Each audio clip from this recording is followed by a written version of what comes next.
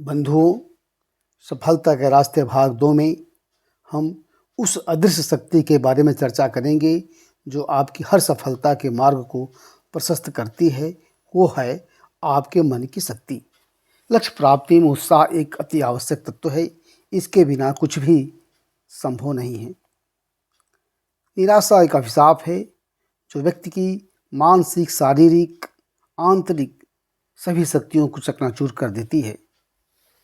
बंधुओं, आपका ध्यान एक पौराणिक कथा पर ले जाना चाहेंगे। जब देवों और दैत्यों ने मिलकर समुद्र मंथन किया तो समुद्र से 14 रत्न निकले। इन रत्नों में एक कल्प वृक्ष भी था। इस वृक्ष की विशेषता यह है कि कोई भी प्राणी इस वृक्ष के नीचे बैठकर शांत मन से जो भी इच्छा व्यक्त करता है वह पूर्ण हो जाती है, क्योंकि इस वृक्ष से असीम सकारात्मक ऊर्जा हमेशा उत्सर्जित होती रहती है। हमारा मन भी एक कल्प वृक्ष है। जो भी शांत मन से मांगते हैं वह अवश्य प्राप्त होता है। अतः मन को शांत रखना चाहिए। इससे हमारा मन एकाग्र होता है, मनोबल बढ़ता है। मनोबल बढ़ने से व्यक्ति साहसी हो जाता है और साहसी व्यक्ति के लिए कुछ भी असंभव नहीं है। वह चाहे जिस क्षेत्र में जाए उसे सफलता ही सफलता मिलती है।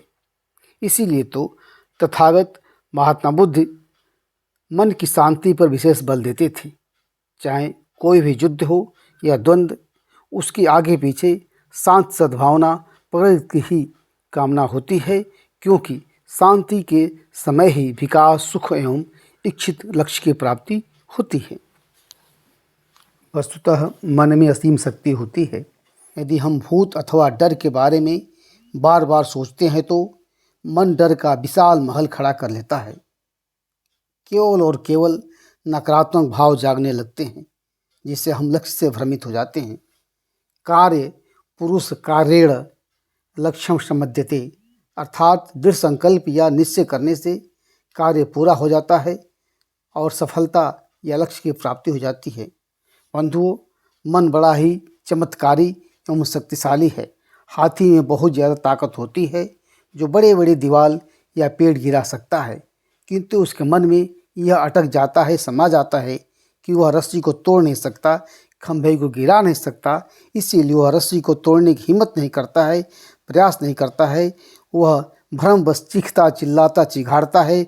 उसे अपनी शक्ति का बोध नहीं होता है। मेरे भाइयों, सारी योजना रचना मन की है। मन महावत है, सबसे शक्तिशाली है। यदि मन किसी बात को ठान ले तो कोई भी परिस्थिति उसका सामना नहीं कर सकती है। मन की शक्ति एक जुनून है जो बिना लक्ष्य पाए चैन नहीं लेता है। मन की यह दिशा सकारात्मक एवं नकारात्मक दोनों होती है। यदि मन को अच्छे विचारों एवं लक्ष्य की तरफ लगाएं तो लक्ष्य प्राप्त करने की सुविधा हो जाती है।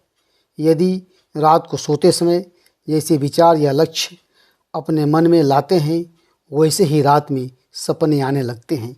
ये सपने ही हमारे दृष्टिकोण एवं दिशा निर्धारित करने लगते हैं।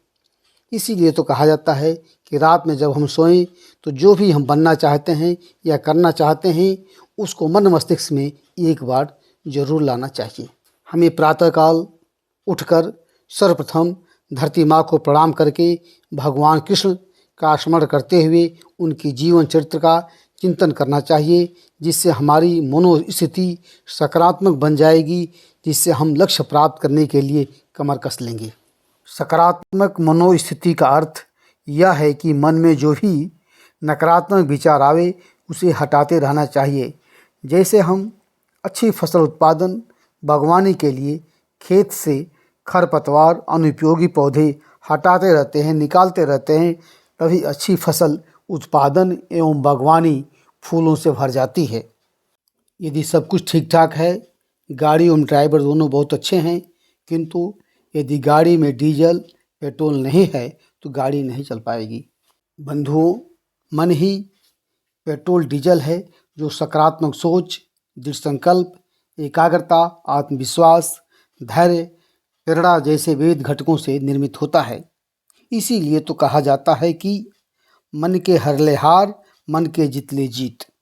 अतः प्रतिदिन हमें ध्यान, योग, कार्यों की प्राथमिकता तय करने के साथ साथ नकारात्मक सोच, आत्मसंदेह, असफलता का डर, टालमटोल जैसी बाधाओं को दूर करते रहना चाहिए। तभी हमें वांछित सफलता मिल सकती है। बंधुओं, शेष बातें सफलता के रास्ते भाग 3 में। धन्यवाद।